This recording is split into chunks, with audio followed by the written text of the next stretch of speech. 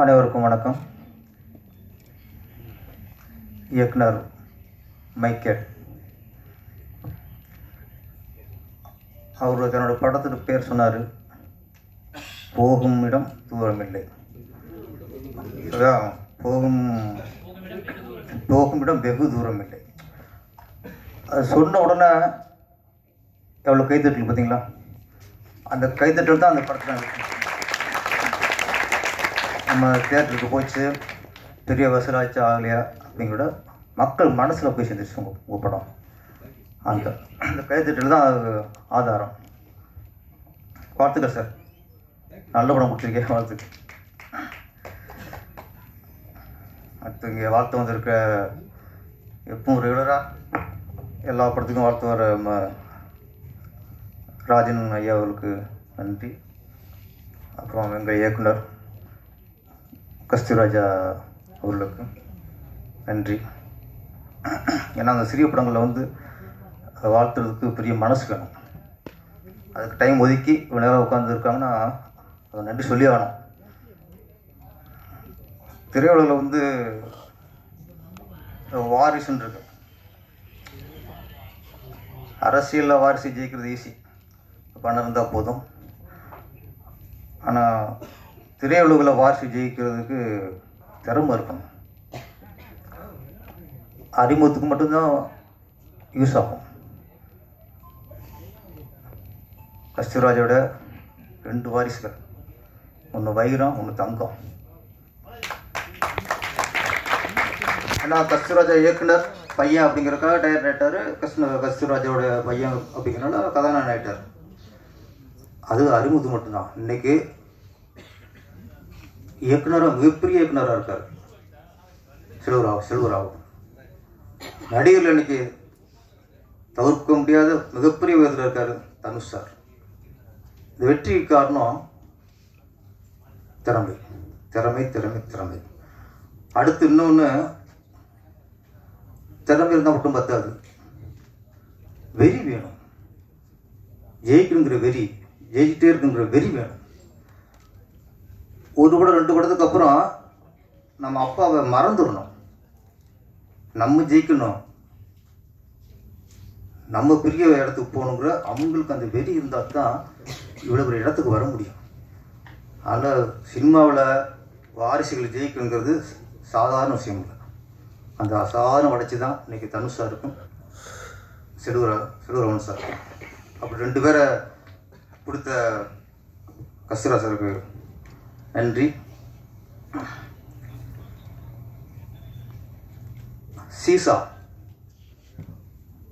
சீசானா meaning எல்லாருக்கும் தெரியும். இந்த விளையாட்டுமாங்கள பார்க்கலாம் பார்த்துருப்பீங்க.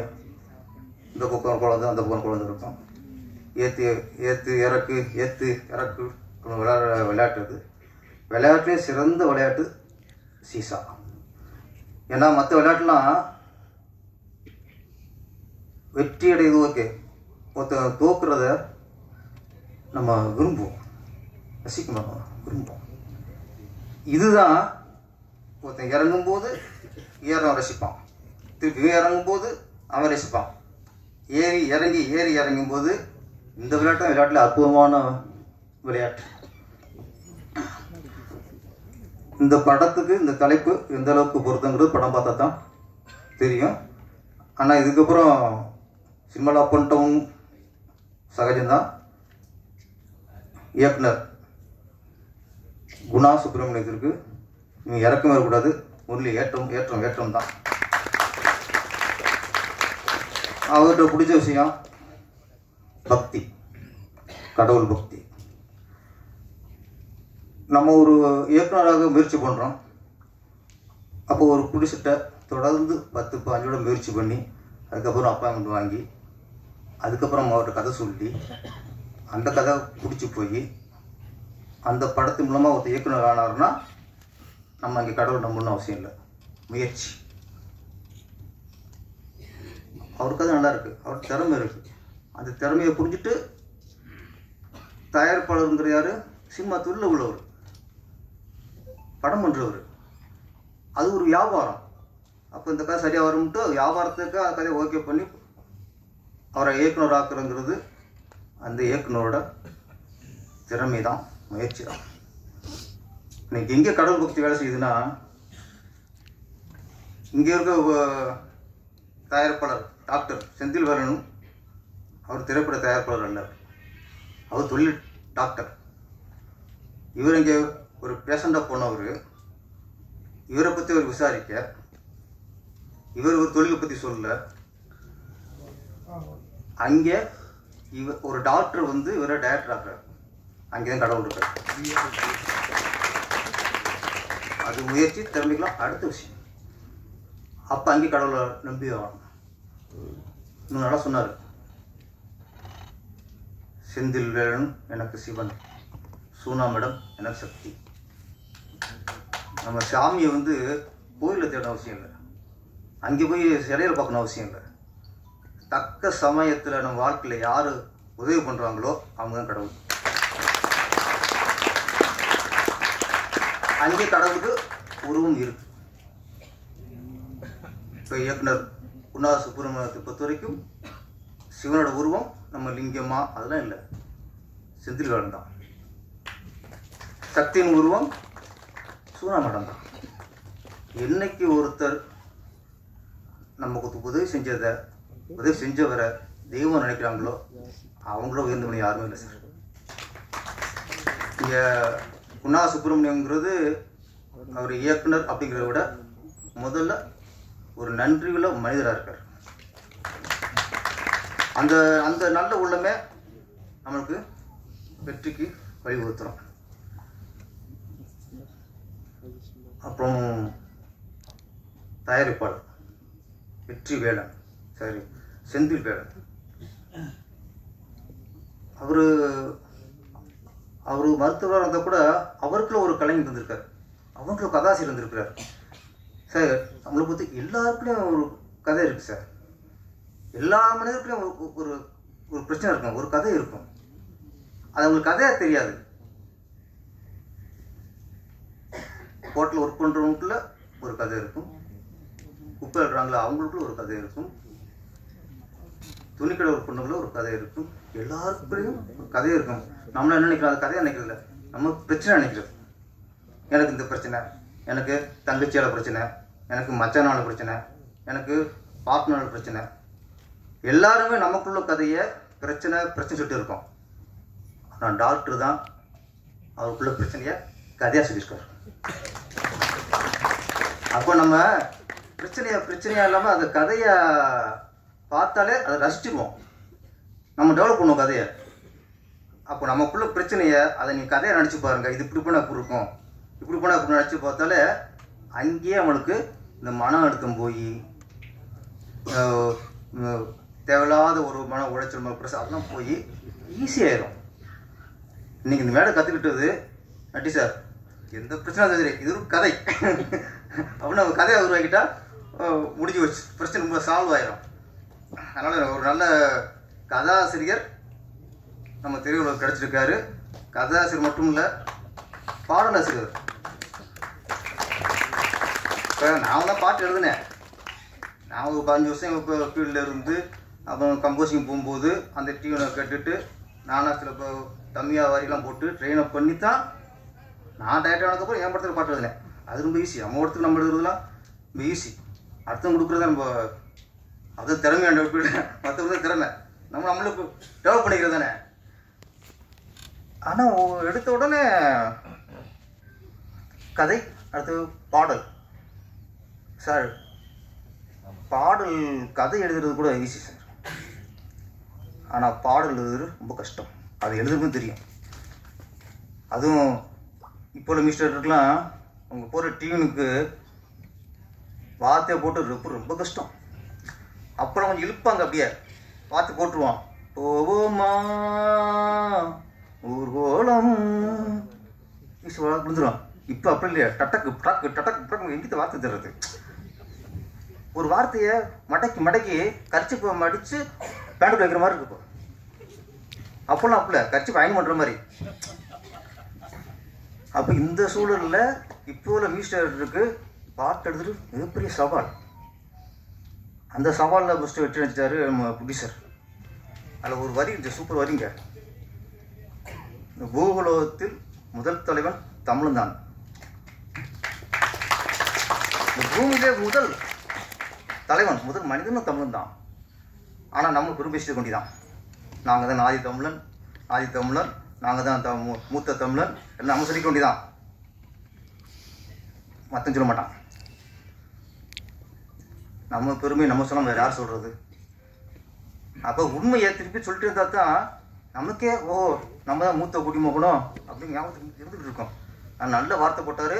முதல் மனிதன் சொல்ல முதல் தலைவன் தமிழன் தான். உலகத்திலே மிக சிறந்த தலைவன். அது தமிழ் நம்மள தலைவன் நடிச்சு கொண்டிதான். என்ன அது ஒரு உற்சாகம் தானே, ஒரு நல்ல வார்த்தை. டக்குனு இவ்வளோ வரையில் அந்த வார்த்தை வந்து இன்றைக்கி மாசில் அப்படியே பதிஞ்சிடுச்சு. அப்புறம் இந்த படத்தோட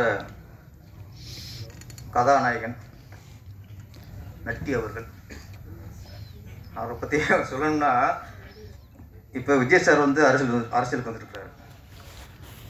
இன்றைக்கி சம்பளம் 150 கோடி 200 கோடி சொல்கிறாங்க.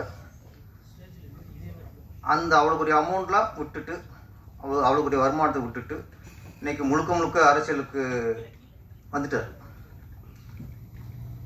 எப்படி விஜய் சார் அவ்வளோ பெரிய வருமானத்தை விட்டுட்டு அரசியலுக்கு வந்தாரோ அதே மாதிரி சார் நட்டியும். அக்கா நட்டி அரசியல் வந்து சொல்லிடுறாதீங்க. நம்ம தலைப்பு ரெடியாயிருச்சு, பெட்டிங் ரெடியாயிருச்சு. அவர் கேமராமேனா இன்னைக்கு இறங்கினாருன்னா பல கோடி சார். இன்னைக்கும் இந்தி படங்கள்ல இன்னைக்கும் அவ்வளோ இதுவும் அதுக்கு கூப்பிட்டு இருக்காங்க. அவர் பொழைக்க தெரியாத மனுஷன் வருதுல கொடி வருதுல வாங்கி கல்லா கட்டாம இந்த நடிப்புங்கிறதுல அவருக்கு ஒரு அவ்வளோ ஒரு ஆர்வம். அதில் ஒரு அதில் நடிப்பு லவ் பண்ணுறார். அப்போ இந்த படத்துக்கு நீங்கள் கேமராமேனா உங்களுக்கு 5 கோடி சம்பளம். இந்த படத்தில் ஹீரோவானா உங்களுக்கு 50 லட்சம் சம்பளம். 5 கோடி தூக்கி போட்டுருவாரு. 50 லட்சம் 5 லட்சம் தெரியா ஆரா ஹீரோயா. மனுஷனுக்கு நானும் யோசிப்பேன், என்னன்னா இவ்வளோ ஆஃபர் இருக்கு, இவர் அந்த நடிப்பில் அவ்வளோ ஒரு ஈர்ப்பாக இருக்காரு அப்படின்னா, நமக்கு எது பிடிக்குதோ, நம்ம மனசு எது விரும்புதோ, நம்ம எதை செஞ்சு அவங்க மனசுக்கு அவங்க ஆத்மத்துக்கு இருக்குதோ அங்கே பணத்தையே பார்க்கக்கூடாது சார். அதுதான் வாழ்க்கை. பணத்துக்காக போயிட்டு வந்தோம்னா நாளைக்கு இந்த இது கிடைக்காது, இந்த சந்தோஷம் கிடைக்காது, இந்த நிம்மதி கிடைக்காது. அப்போ குழந்தையா இருக்கும்போது அது என்னத்தை இது விரும்புதோ அதை கொடுத்தா தான் சந்தோஷம்.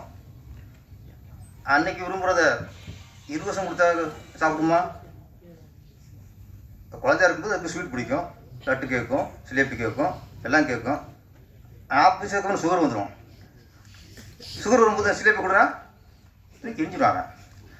அப்போ அந்தந்த நேரத்துக்கு என்னென்ன கிடைக்குதோ, எது மனசுக்கு பிடிக்குதோ அங்கே லாபம் நஷ்டம் பார்க்காம மனசுக்காக வாழ வேண்டும். மனசுக்காக. எனக்கு தெரியும் நட்டி சார் இந்த ஒரு 5 வருஷத்தில் அவர் எத்தனை கோடி இழந்திருப்பாருன்னு எனக்கு தெரியும். ஒரு அசுரன் வா மகாராஜா, நான் தான் மகாராஜா.